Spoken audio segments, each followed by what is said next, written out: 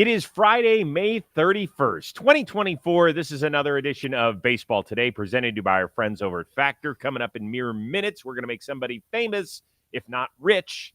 Definitely not rich because we can't pay you, but we will reveal our Factor question of the week. That is my man, Trevor Plouffe. I am Chris Rose, producer Dan, and intern Tommy along for the ride as well as we get you all set for the baseball weekend. And I think this is a rarity or perhaps even a first, as neither one of us are donning a hat on this Friday. Oh, well, now that you say so, we did both get just diced up looking fresh, Chris, but Yeah. I do have a hat. Oh, Right that's here. awesome. Where'd you get that? I don't know if you know this. I used to be a Major League Baseball player. I played for the Phillies. Well, Briefly. yeah, but yes, I remember you know, you hit one of your 98 home runs off of a position player there. So but how did you get that? I don't know. This is probably a giveaway at some point, or this could be like Olivia bought it for somebody and it's back here. Usually it's sitting on top of Chris Archer's head, but I changed that to a Minnesota Twins hat, and now I'm wearing it. I love that. I might have to steal that from you the next time I see it. And then when I wear it on the show, you're going to be like, that's where it is. That's where it is. All right, let's get this thing going. Tip of the cap. Oh, you just took it off. No, my hair looks too good. It does. It looks sweet. It'd be nice. Tip of the cap to none other than Aaron Judge. Dude, what a May he's been rocking. 275th career home run that ties him with Jorge Posada for 8th place on the all-time franchise list. Also, 24 extra base hits. That is the most by a Yankee in a month, I believe I read, since Joe DiMaggio in 1937. Dude is crushing it. I guess the toe is okay, and the swing is chef's kiss. The swing is amazing. It's so powerful. You can play that again, Dan. Get that thing back up there for us right now. Watch his hands go back as the foot goes forward and just creating all that tension, and it releases right into the baseball. And he's also one of the strongest people in the game. Everything adding up gets you homers like that. 275? I know. Well, imagine how many he would have if we hadn't had a full season with the pandemic and hadn't had a couple of freak injuries, right? A toe jamming into the wall out in Dodger Stadium and getting hit on the hand or the wrist. I mean, listen, that stuff happens, right? It's part of Major League Baseball. We get it, but you can't help but tabulate some numbers. We're never bringing up 2020 again. Okay. That didn't exist. Okay, then let's move on. Don't look now, but here come your mighty St. Louis Cardinals. They're back at 500. They are in sole possession of second place in the National League Central. Cards start a series against the Philadelphia Phillies, while first place Milwaukee takes on the Chicago White Sox. Question for you is, how many teams in the Central are legit contenders, and who would you make the favorite 2 months into the year? Milwaukee is the favorite. I don't think there's any question about it. The way they have their starting rotations thrown, the way that their bullpen is, they've been mashing the baseball. They're slugging. They're hitting with runners in scoring position. They play great defense. Like Blake Perkins this last week made 1 million catches out there in center field. They're doing everything right. So I think they're my favorite by far. So contender, do you mean NL Central contender or like World Series contender? No, NL Central. How many teams? Okay. That obviously that changes things. Milwaukee's teetering on World Series contention for me right now. Wow. If that says anything to you. Wow. I think they have a chance. I think they would be the one team I would say is World Series contender in the division. I'll give yes to the Cardinals. There's some cool quotes. We've always talked about they have the players to do it. But like, is there leadership there? There's some cool quotes by Wainwright. I guess he talked to Goldie, and Goldie said he's really feeling it ever since Marmol and Descalso got ejected, that he thinks they can do it. And Wainwright says Goldie doesn't talk like that. So as soon as Goldie said something like that, he thinks the morale in the clubhouse is good. So I'm in on the Cardinals in 27 and 27, as you mentioned. I think the Cubs are going to be right there. They haven't hit yet. I think they will hit. We talked about that last episode, I believe, or 2 episodes ago. Like, there's guys there with track records. They're going to hit. The pitching's been good. I think they're legit contenders. Now it's between the Pirates and the Reds. Do I include either of these teams? And I think as of now, I will say no. If they make moves, I will include them in the discussion. The Pirates have the pitching to do it now. Skeens, Jones, and Falter, and Keller, and they have the starting pitching to do it. So bullpen needs to come around. They need to add a bat. Like, so if they do that, I could see them maybe being there. And the Reds, I mean, they just got to figure it out, man. I feel like they have the pieces to do it, but they just haven't gone yet. So I'm going to say no. I'll say 3 teams: Brewers, Cardinals, Cubs. There's Are in so much of contention. me that wants to say all 5 are in it Me because too. Me the too. Reds are 9 games back, which feels like an eternity, especially when you have to leapfrog as many teams as are in front of Cincinnati. I did say at the beginning of the year I thought the Reds were going to win the division, and the starting pitching was the question. We were like, God, when are all these young guys going to? Well, they've done it, and it's been the lineup just hasn't done it. And I don't think they're going to pull the trigger on any deals. I think they're going to wait for McLean and Marte to get back. I think those will be their moves. And I just worry that might be too little too late. The thing with the Pirates, I don't trust them to go out and go get somebody. I think they're going to be like, okay, well, it's year 1 of Paul Skeens and Jared Jones, Mitch Keller together, and we'll see how good they can be. But, we're going to have to shut down Paul Skeens in September anyway, and we'll play for 2025, which I think is kind of a bullshit thought process, if that is indeed the way they're doing it. I'm not saying that's the way they're doing it. I'm saying that's the way I think they're doing it. So, yeah, I would agree. I think it's the top 3 teams, and I would make the St. Louis Cardinals the favorite. Okay.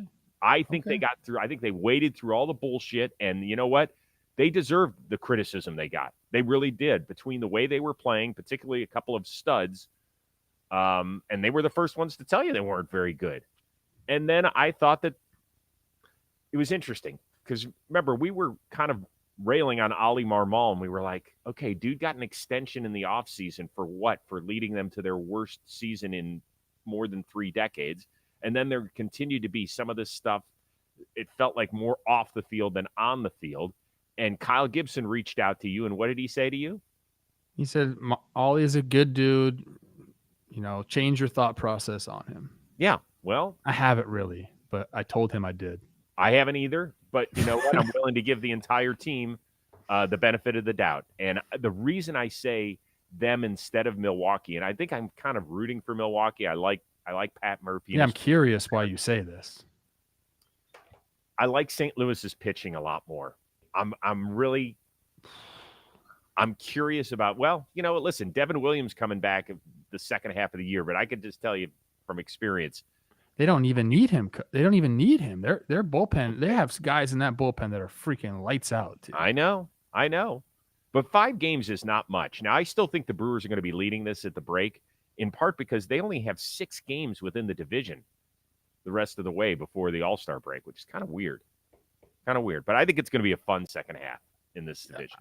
I think the Brewers are the most complete team in the division. They have guys stepping up. I mean, Willie Contreras is doing what he's doing. The starting pitching's been fine for me. The bullpen's been great. They're hitting for average. They're hitting for the slug. They're hitting with runners in scoring position. Like I said, they play great defense. Like, everything is lining up for them right now. I like them a lot. As intern Tommy points out today, the Brewers 6-1 this year against St. Louis, 16-8 against the Central. Next best in the division, Pirates at 500. They're 7-7 in the division. By the way, do you know where intern Tommy is from? Milwaukee. Yeah, Milwaukee. Yeah, but those are facts, Chris. Those are facts. Yeah, you know what I'm saying? That's what made him the best intern hire this summer. Yeah, you only hired him because he's hot. That's what you said before the show. That's not what I said. Oh, you didn't? I mean, what he does is he's on par with you. Like, I think out of the 4 of us on this show, you and Tommy are at the top, and then Rourke and myself. Now, Rourke, who's gotten shredded, he has dropped a ton of weight. He looks good, muscular. How many calories per day? 1,900? Yeah, something like that. For a guy in his early 20s, quite frankly, Dan, that's not enough. I think we got a good-looking cast. I'll say that, okay? I don't mind bringing up the rear of that. There are days where I'm not great, but there are days where I can step it up. I still got a little bit of heat on my fastball. But wait a second. Are you okay? You feeling okay? When was the last time you didn't think you were the best looking person in the room? Oh, I don't think that. I think I have a great personality that helps out my looks a lot. I've never claimed to be the best looking guy. No, that's not my thing. My personality makes up for a lot of these things. I got a big nose. My hairline's not great right now, but I can talk and I can make people laugh if I need to. Okay. Well, let's see how you do here at the Chuckle Hut on question 2. San Francisco Giants, they've won 4 straight series, most recently against the team with the best record in baseball, Philadelphia. And now they welcome the team with the best record in the American League, the New York Yankees, to the Bay Area. Giants are going to throw out Hicks, Webb, and Snell. How big a series is this for San Francisco, in your opinion? I think if you ask the guys, they'd say it's not a big deal. We're just going to continue to play baseball and play our game. It's worked out for them lately. They've kind of caught fire, like as you mentioned. Things have been going well, winning close games, doing what they need to do offensively. But it's a big series. I mean, when a team that has the second best record in baseball comes into town, you use that as like a measuring stick. Okay, this is the Yankees, the big bad Yankees, like you mentioned. I think they have the guys throwing that they want to have throwing. Like, Snell hasn't been great, but he's got a lot of experience against the Yankees. I don't even know his numbers. Maybe Dan checked that up. I probably should have looked up that before the show. But it's you welcome them into town, right? They're going into San Francisco, correct? Mm-hmm. Yeah, that's a big deal. Like an East Coast team traveling West Coast is a big deal. It's an advantage West Coast team. And then you add into the fact, like I said, like it's a big deal because it's a measuring stick. Like, okay, yeah, we just beat the Phillies. They had the best record in baseball. Let's see if we can do it again against the Yankees. And they're coming in hot. Judge, Soto. I think that's a little bit different of a animal lineup to navigate, if you will. So I think this is a big deal, whether the team will admit it or not. Well, in less than an hour, I will be chatting with Logan Webb. It's an episode that's going to come out Monday. So even though I am going to be asking him a question about, is it different when the Yankees come into town? We will have already seen it play out because he's going to go on Saturday. It's just the way the timing works. Chris, I'll answer from my perspective. Yeah. It is. Yeah. Yankees are a team that you want to beat, and doesn't really mean anything about the guys on the field. It's just like you want to beat the Yankees. I think that for San Francisco as well, if they're able to win this series against a team that's not just – it doesn't just say New York or Yankee. They're a team that's playing very well. Yeah. New York is playing exceptionally well, and particularly talking about their starting rotation, which has been phenomenal. And now this weekend, they're throwing Stroman, but I think Cortez maybe goes on Sunday, and then who is it? Petit, I think. Is that who's going as well, Dan? Okay. He agreed with me. People can't hear him. I always forget that. But, yeah, this is an opportunity for San Francisco, which I've been impressed with because of the number of injuries they sustained. And I know there's a lot of teams out there that are dealing with injuries, but it feels like every time they're trying to get their footing, particularly offensively, another guy goes down, right? Late night Lamont, who's been their most consistent offensive player, is down for a month with a hamstring injury. I don't know how they're going to make that up. We'll see. We'll see. I'm excited for this series. There's not a ton of great series this weekend. That's one I'll be locked in on, I think. If you go Phillies, Yankees, back-to-back at home, you circle that on the schedule. Yep, absolutely. Let's see here. Blake Snell in his career, 4-6, a 4.3 ERA against New York. It's been a while since he's consistently pitched against them. He was out in San Diego for many, many years. All right. Let me get this thing ready. Oh, our friends at Ridge are back. Did you get your Ridge wallet? Yeah. I sure did, Chris Rose. You can now get Ridge's signature wallets with your favorite MLB team logo on it. Their officially licensed debut collection includes not one, not two like you see here, not 5, not 10, all 30 major league teams. Look at this bad boy. It's nice. It's compact. You don't have the enormous wallet that's like 3 times the size of this thing, and then you got stuff spilling out all over the place. No, it's got room for a dozen cards, plus room for cash if you like using that. Thing I love it comes just in time for the month of June. What comes in the middle of June? Father's Day. So if you're pappy or somebody in your family, you want to get it for them, perfect time. Let's go do it. The wallets have over 100,000 5-star reviews on top of everything else. It's durable material, which means the wallet comes with a lifetime warranty on top of it. And if you don't love it, after 99 days, you can send it back. No questions asked. I kind of dig it that it's 99 days. It's kind of cool. So head on over to ridge.com/JohnBoy to pick yours up today. They're offering markdowns up to 30% for Father's Day. That is ridge.com/JohnBoy. All I can tell you is when this thing showed up at the door, Brady saw it, and he's like, oh, Ridge wallet, with the Guardians logo on it. Dad, I could no. Yo, bro. Daddy This thing is gets to indestructible as well. You put it in your hands, you're like, okay, this is well crafted. yeah. I like that feeling. Yep. I'm in. Go get yours today. All right. Tough go for the Braves, who have not been playing well, particularly offensively, and we'll talk about that momentarily. Thursday was also the first time that we got to hear from Ronald Acuna after he blew out his ACL for the second time in 4 seasons. That happened Sunday against the Pittsburgh Pirates. It's really interesting where Acuna's headspace is. Here he is through his interpreter. It's incredible. The amount of support has been absolutely incredible, from the teammates to the coaches, the fans, the entire organization. All that support finds me crying at home by myself, and the reason that's happening is, it's because I feel like I'm the one abandoning the team, like I'm the one letting everyone down. But there's nothing I can do. You continue to work hard, continue to heal, and the last time this happened, the team won a World Series. So that's the goal right there. What'd you hear from Ronald Acuna there?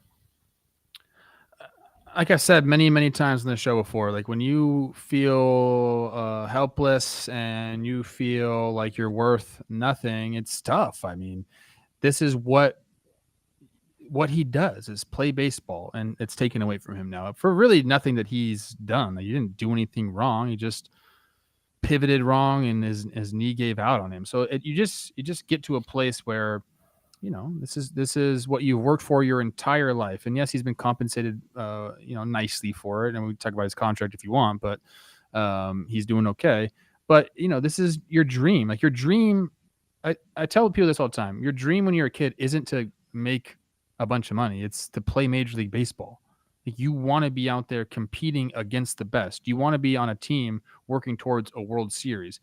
He wants to play in the World Series. Mm-hmm. Like, he got a ring, but like he wants to be on the team when they're doing it. And then all this starts to settle in your mind, and it gets dark sometimes, man. And he says he's been crying. That's not typical behavior of probably Ronald Acuna's life, but he's at a point now where he's realizing this is a long road back.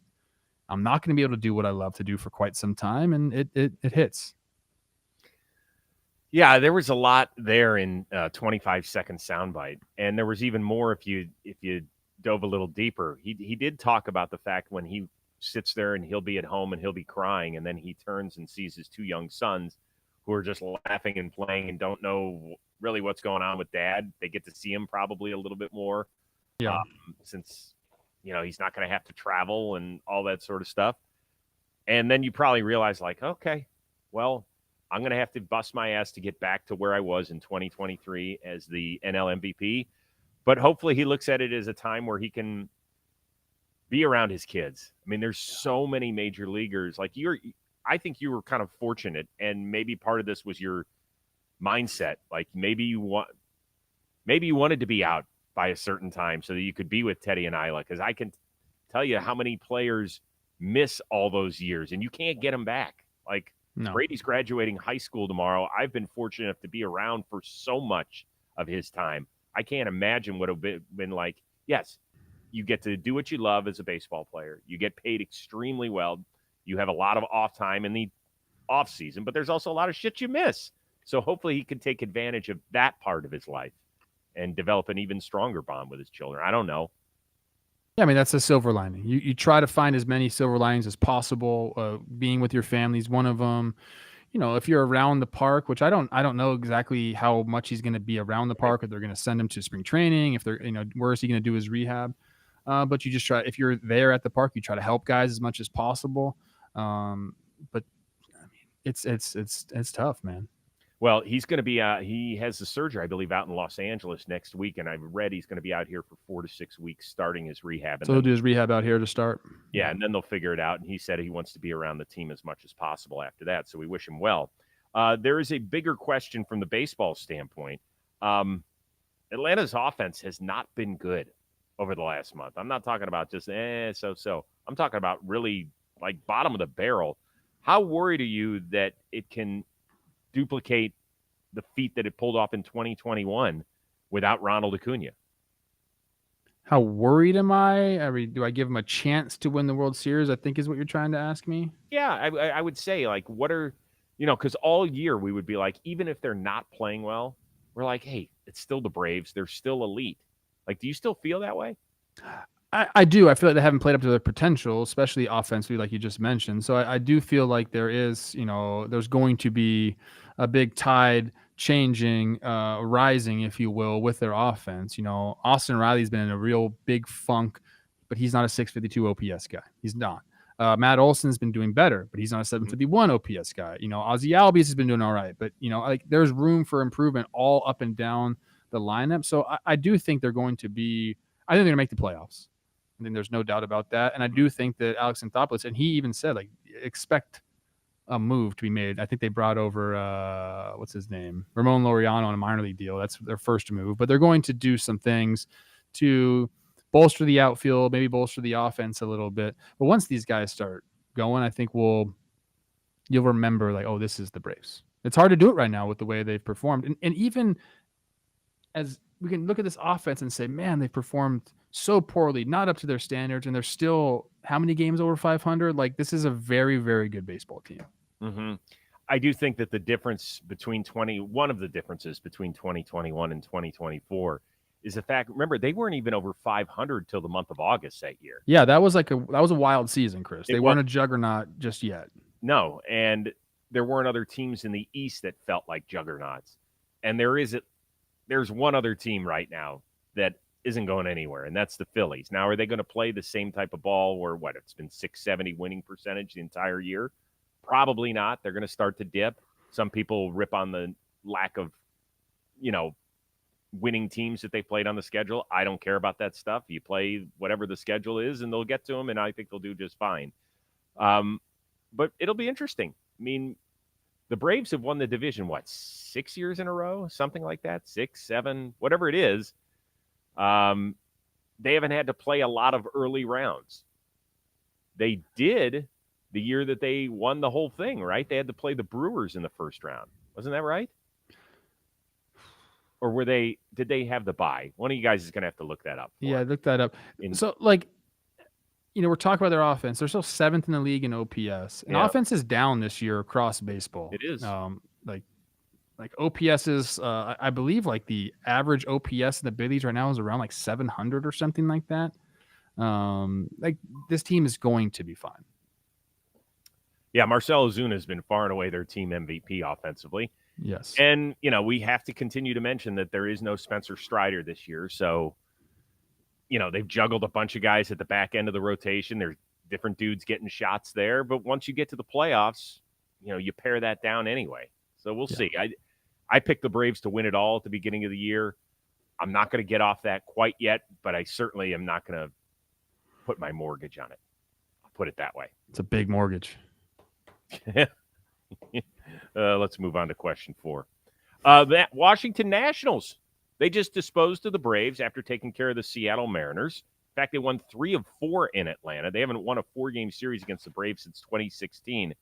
So Washington very much in the wild card hunt through 2 months of the year. What gives you confidence it'll be a part of the discussion come September, or do you feel confident? I'm not super confident. I've watched them play quite a bit. They do have fun players. They can play good baseball. Their pitching staff has been great. We talked about them a bunch on Talking Baseball. The last 8 games, Nats rotation, 2.27 ERA, 56K, 7 walks. That's in 47 2/3 innings pitched. So basically 6 innings each time they're going out. They're giving their team a chance to win. 2.27 ERA in those innings. That's great. The offense, CJ Abrams has cooled down a little bit. Winker's cooled down a little bit. But they're kind of like your guards. Like and it's not even they're good with runners in scoring position. They just kind of like one guy will have a good game, and that'll help their offense and like give them enough runs to win. It's a very sporadic type offense. So I'm not like super confident in them. I think that they're coming, and I think that they have a chance over the next couple of years to do it. If they bring James Wood up and like he's a star, like maybe I change my mind. But offensively, they just kind of like they're not there yet. They play fun baseball. They can play defense. Like Luis Garcia's had his moments, and I mentioned some of the other guys. Meneses can have his moments, and Lane Thomas is kind of like my guy, like my sneaky. Like I like to watch him play a lot, but I don't expect them to be there. In fact, I expect them to probably sell some of these guys that are having good years. They're interesting, and I think they're going to be fascinating maybe in about a year and a half to 2 years, right? You mentioned Wood coming up. Cruz at some point is going to get up here and wow us as well. I really believe that. Now, their pitching has been phenomenal, right? Trevor Williams last night, I think he improved to 5-0. He's got an ERA in the 2s. Who would have expected? There was part of me that would have been like, hey, he retired and called it quits and wanted to go hang out with his family. Like, if you had told me that 3 years ago, I would have been like, yeah, sure, makes sense. But he's not only pitching in the bigs, he's pitching extremely well. Mackenzie Moore's throwing it great. Then you've got these guys, Mitchell Parker and Jake Irvin, who were kind of early draft picks for these guys, top 5 rounds, I believe. They're getting their shot, and they're doing solid jobs. The bullpen, Finnegan's been great back there. Dylan Floro, Hunter Harvey, these are guys that have been exceptional. Offensively, you said they were kind of like the guards. There's no Jose Ramirez. There's no Josh Taylor in this lineup. David Fry, like all those guys have an OPS at least in the mid 800s, I think. Nobody here has an OPS over 760 among the regulars. Now, the one thing they can do is run. They really can run. They've got over 90 steals. They are on pace to have nearly 275 steals. Do you know that the last team to have at least that many in a single season was the 1985 St. Louis Cardinals? And there's a lot of Cardinals fans out there that said we should have won the World Series that year. Okay. So that would be fascinating to see. I think if they get over 230 or 240, that would be a phenomenal year. 275 is like a different stratosphere. I do, the comparison to the Guardians wasn't a great one. I will say that. Okay. I meant to say like they're getting the hitting when they need to get the hitting. I talked about David Fry a lot on Talking Baseball, and you're right about the running the base pass. Even in this series against the Braves, they had like a double steal, first and third. Runner gets in a rundown. Eddie Rosario goes home. Like they create havoc on the base pass. They do, and that's it's nice to have that. But yeah, unless they add somebody, or like I mentioned, they bring somebody up and he's a stud offensively, I can't put them there in playoff contention just yet when I'm talking about September. Nope. We still have our factor question of the week coming your way, but first, the man with. And we're talking Black Box Sports AI, smarter baseball bets. People, everyone, we're all in on AI, obviously. Oh my gosh, it's going to take over our world. Don't know anything about it, although I just know it's smarter than I am. Black Box, it's our favorite tool to get the edge for MLB betting. So I know a lot of you, like me, we don't want to do a ton of research. We want someone to do it for us. Black Box does that for you, and they hit on over 68% of their picks last season. They're very transparent. They'll post their losses along with their wins, which a lot of places do not do. So take the next step and turn your hobby into a money-making opportunity with Black Box. Black Box Sports AI is the tool to bet MLB smarter. Get started today by using code BASEBALL at blackboxsportsai.com for your first week free. Jake Storiali is on this, guys. He's loving it. Thinks it's really cool.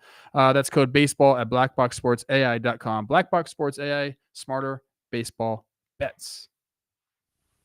Awesome. And with that, it is time right now for our fan factor question of the week. We want you to head on over to factormeals.com/baseball50. If you use that code baseball50, you're going to get half off your first box plus 20% off your next month. Once again, that is factormeals.com with the code baseball50. Half off your first box, 20% off your next month while your subscription is active. Thank you for being so active out there in social media and sending in a bunch of really good questions. Alex S., you are going to be famous because you asked us, did you guys ever have a particular favorite piece of gear, either for practical or sentimental reasons? Glove or a bat? Feel like the tools of the trade rarely get discussed. So I guess I'll turn it over to the guy who got in almost 10 years in the show. What do you got? Ooh. I got a bunch of cool stuff. I wasn't really trying to do it all. I got some cool jerseys. I didn't bring the jersey out here, but I have a Paul Konerko jersey. And he was one of the guys I just loved to watch play. I love the way he was. I want to be like Paul Konerko, very stoic. And he wrote on the back I really respect the way you play the game, and signed it. And I was like, when that came back, I almost started crying. So I love that piece of memorabilia. But my favorite one I did bring out. know if you can see that. That's the Joe Mauer glove. The Joe Mauer gold glove. It's game used. Like you put it on and you're like, okay, I get it now. It's got the wrist guard with number 7 on it. And it was one of the last ones he ever used. I traded him an infielder's glove for it. He still uses my infielder's glove. Like when he plays catch with his son and goes out, like because he doesn't have a lot of infielder's gloves. It's a first baseman's glove and catcher's gloves. I just gave him a regular infielder's one. He uses that a lot now, he said. So like kind of cool that he's using my glove and I have this one. And I break this one out all the time and I let people play catch with it. And like, I don't just like put it on the mantle and say, look at this thing. I'm like, no, let's use this. Like, how cool is that to like use this glove? So I love it. So wait a second. That caught pitches from Cy Young Award winner Johan Santana? Ooh, I mean, no, he probably had more than one. And Johan was not around really when I was on the team. So I'm assuming this was like, 14, 15. When was his last year catching? Something like that. Ooh, I think it was earlier than that. Was it earlier? Distant catching? Yeah. I mean, dude's 12? already in the Hall of Fame. So, yeah, no, it was probably later than that.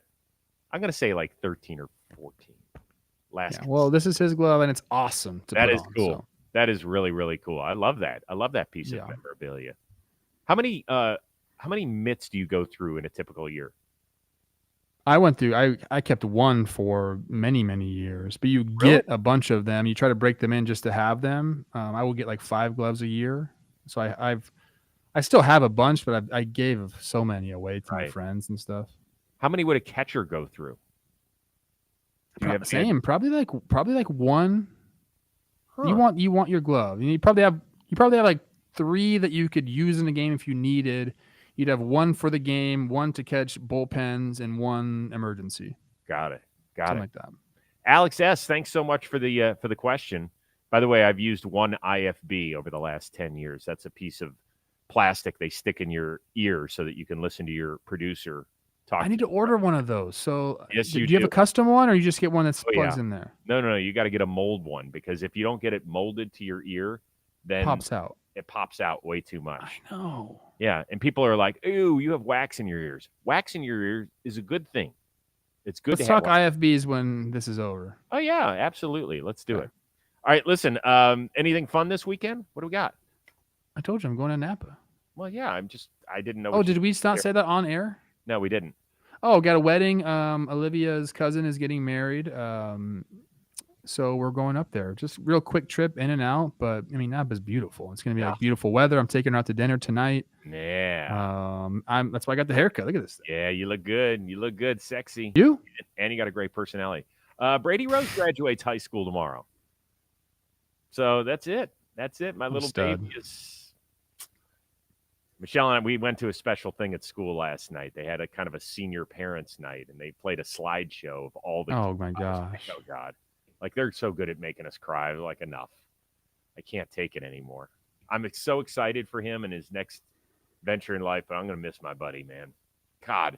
He's not going anywhere. You guys have a really good relationship. That's one thing I love about you, Chris. I strive to be like you. You guys are solid. I appreciate that. Yeah, no, I have a great relationship with both of our boys, but that doesn't mean it's not difficult. Ronald Acuna, when you're out in LA, like if you're still out here in August, once Brady goes and the house is empty, if you want to just hang out, play catch or whatever, I'm here for it. I've been trying to hang out with you for years, but I guess now that Brady's gone, you need somebody. I might be sleeping on your couch. I'll be kicking you out of my house. Yeah. All right, everybody have an amazing, amazing sports weekend. We want to see you back here when June starts. So we'll see you on Monday. We cannot wait. For our one-of-a-kind producer, Dan Rourke. Intern Tommy, who's doing an amazing job through a couple of weeks here. One-of-a-kind Trevor Plouffe. I am Chris Rose. Thanks so much for watching Baseball Today, presented to you by Factor.